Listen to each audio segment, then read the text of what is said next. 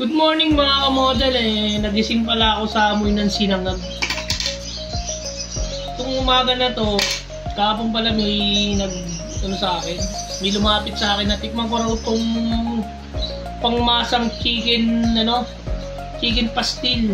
Tingin ko mga estudyante sila Ngayon binibigyan ako, ang ginawa ko, siyempre may pera rin naman.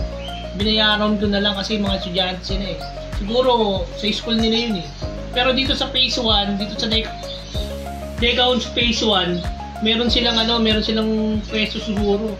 2 peso nila isang manginasal, pastil at saka itong malon bite, mas malaw. Yun ang 2 negosyo nila Ngayon mga kamodel, tara, mag-almusal tayo at tikman natin itong pangmasang chicken pastil. Tara mga kamodel, kain tayo.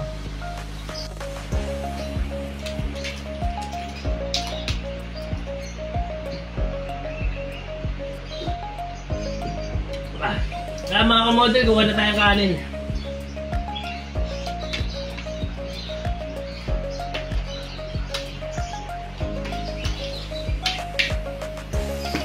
Saan natin tingnan ngayon itong chicken pastil. Ang bango mga kamodel, tara kumuha na tayo. Sakto-sakto to sa almusal.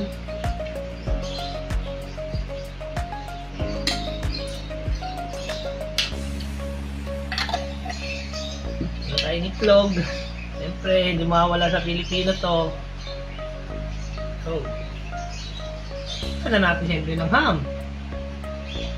Dami. Tara, kain na!